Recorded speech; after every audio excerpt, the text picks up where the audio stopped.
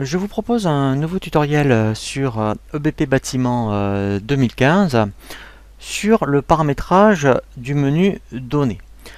Après avoir vu effectivement comment bien paramétrer toutes les options du dossier dans le menu Outils Options, la seconde étape c'est de bien paramétrer le menu Données et de commencer vers le bas et de remonter. Alors vous verrez que on va avoir différents tutoriels pour paramétrer toutes ces options, mais il y a certaines options dans un premier temps qu'on va passer, puisqu'après effectivement on le voit vraiment quand on a bien en main le produit, pour commencer après à aller plus loin dans le paramétrage de certaines options. Alors dans le menu données, la première chose qu'il faut faire c'est d'aller dans divers, et donc comme on l'a vu tout à l'heure, c'est de créer votre banque, puisqu'après soit vous avez une banque principale, soit vous avez plusieurs banques. Donc dans ce cas-là, il faut toutes les créer ici.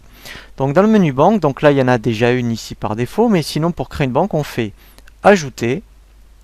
Vous créez donc là le code, hein. Donc là vous pouvez très bien mettre le code de votre banque. Donc vous pouvez très bien reprendre les codes de votre banque, par exemple SG pour Société Générale. Voilà. Vous pouvez indiquer que la Société Générale, donc c'est votre banque principale. Donc là, vous allez mettre vraiment les coordonnées bancaires. Mais ce qui est très important, c'est la partie comptabilité. Donc là, effectivement, alors vous pouvez mettre, alors soit vous avez EBP Compta, et ici directement avec la loupe, vous allez ouvrir, je dirais, la partie comptable de BP pour aller chercher, voilà, donc là c'est normal, il ne le trouve pas, la partie donc du journal de banque, soit directement vous pouvez le taper, comme ça, au moins quand vous ferez les transferts, et bien lui en fait il va le détecter votre code de banque, donc il faut vraiment bien le mettre ici. Ensuite ici vous allez indiquer vos comptes bancaires, donc ça peut être le 512 100 par exemple, et ici vous allez mettre votre RIB. Et si vous faites donc après effectivement, puisqu'on peut faire des fichiers de virement, et bien vous mettrez le fichier CEPA. Donc là après vous allez faire valider, voilà. Et donc après vous pouvez créer autant de banques que vous voulez. Et si vous ne l'avez pas paramétré dans le menu outils options, si vous ne l'avez pas fait au préalable, donc après, et bien une fois que vous avez créé votre banque, vous allez dans le menu outils options et vous allez donc après l'indiquer par rapport à la partie comptabilité. Après, vous allez ensuite, après ici, vous voyez, dans le dossier comptabilité banque, et bien ici, vous allez indiquer la banque que vous utilisez au niveau de la banque principale. Donc ça, c'est la première chose à faire quand on est dans le menu données. Ensuite, et bien très important, vous allez paramétrer ce qu'on appelle vos modes de règlement. Donc les modes de règlement, c'est très important aussi bien pour vos clients et vos fournisseurs. Comme ça, ça va permettre ensuite de bien, je dirais, obtenir vos échéanciers, aussi bien pour les fournisseurs et clients, pour bien après affiner votre trésorerie.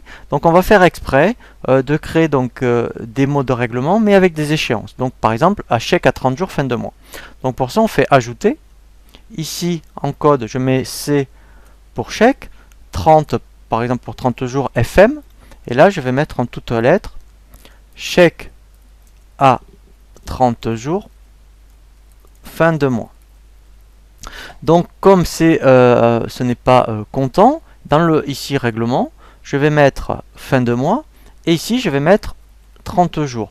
Donc là ça sera par chèque, mais après si on avait virement par exemple, vous mettrez V pour virement, 30 jours FM, et là mode de paiement, vous mettrez virement. Et ensuite après effectivement, lorsque on a terminé, après on peut faire ce qu'on appelle un test. Donc là si je mettais un montant par exemple, voilà, et bien en fait vous voyez il me met bien le 31 mars. Voilà, donc là en fait mon mode de règlement fonctionne et après je n'ai plus qu'à faire valider. Voilà, donc il faut vraiment faire ça au préalable avant vraiment de créer vos fiches clients et vos fiches fournisseurs. Voilà, donc ça c'est la première chose qu'il faut faire dans le menu divers et données. Alors après, effectivement, on va en voir d'autres. Hein, je pense notamment aux métraits types, aux localisations, aux unités de vente. Mais ça, en fait, on va le faire dans un second temps. Ça, c'est vraiment les deux premières choses qu'il faut faire quand on commence.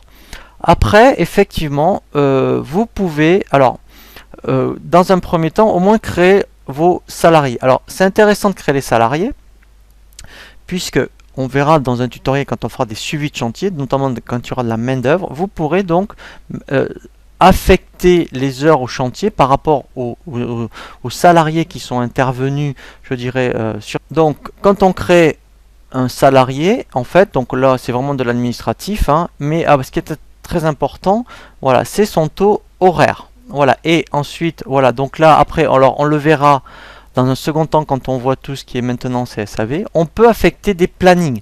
Donc ça, on le verra dans un second temps. Dans un premier temps, quand vous créez vos salariés, il faut donc vous créez juste le code, le nom et le prénom, et vous mettez le taux horaire. On verra plus tard après comment l'utiliser.